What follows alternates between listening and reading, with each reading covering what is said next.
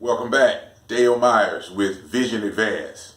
I want to talk to you today about the choice, innovate or emulate for business and music. So I want to lead off with the first example is going to be specific to music, but it's directly relevant to business as well. So I was having a conversation with a few different artists over the last couple of weeks, and particularly my nephew, Sean D, who's an awesome rap artist and songwriter. And for those of you that believe that some of these younger cats aren't trying to put forward powerful music, I encourage you to check him out. We were having a conversation about, he was sharing some music with me, and it was some good stuff. And what stood out though was that it had a little bit more of the auto-tune. And if you're listening to a lot of the music, you know, that's that effect that almost sounds robotic that's on a lot of the music being made today. And he said, well, you know, he's been listening to even people like J. Cole now are starting to add that to their music because it's kind of like what everybody else is doing. And I listened, pushed back a little, and it reminded me of something I remember from business school. I read a book called Blue Ocean Strategy. And in the context of it was to say that should you emulate or innovate your competition? How much should you emulate your competition? And so here's the thing. So if I look to see what's happening in the marketplace, what everybody else is doing, then I go emulate it, I go copy it. What happens is I become much like my competition. And the reality of it is, because I'm so similar, it waters down my product and makes me almost a commodity. I become just, you know, so much like everybody else.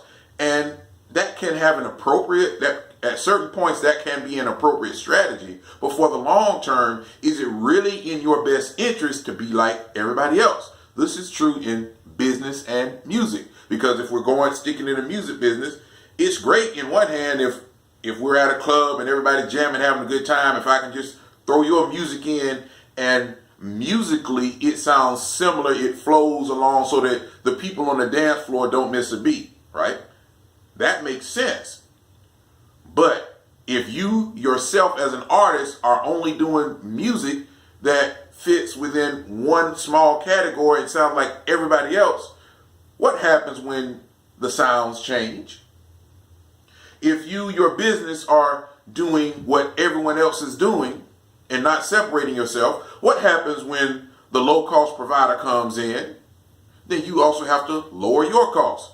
What happens to your profitability when you lower your costs in most situations? It leads to the profitability goes down. It leads to decreased levels of customer service. All those things that go with the Walmart frame of mind, the low-cost provider. But what if you emulated only to the point that was required to maximize the satisfying your customers' needs? What if you emulated only to the point of necessity and then set out to innovate from beyond that? My nephew, again, going back to my music example, he said he's just going to do a little bit, sprinkle it in here, because he knows that a lot of the other people are doing it and that's all they can do.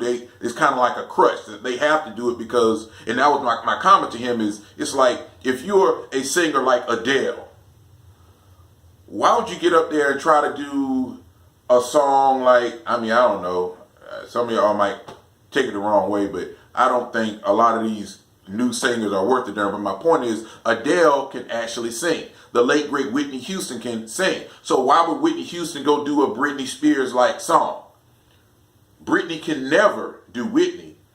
Now Whitney can occasionally do Britney, but she should never do albums that sound like Britney.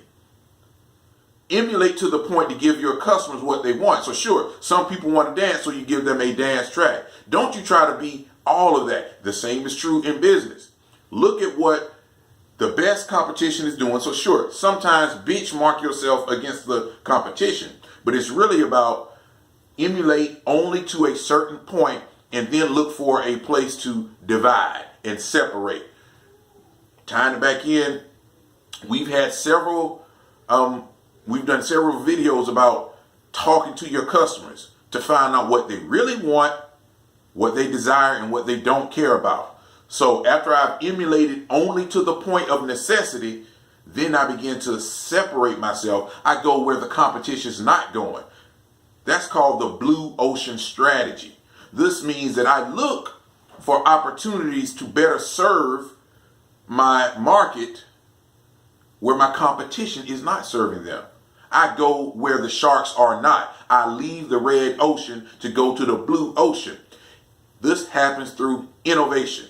Innovation of processes, innovation in terms of the kind of people you bring on board, how you do things in your music.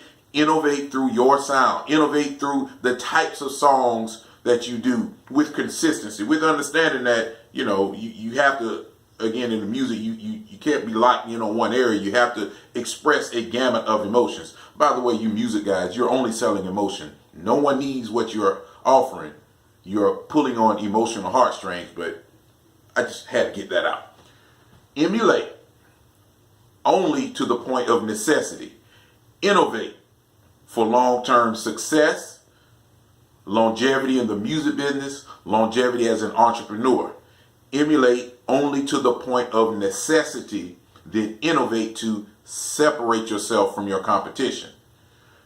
So, in the comments below, how are you emulating? To what point? What are you going to do to innovate? That's really the biggest question is, what are you going to do in your industry? What are you going to do as an entrepreneur, as a music person? What are you going to do to innovate? The world doesn't need another copycat.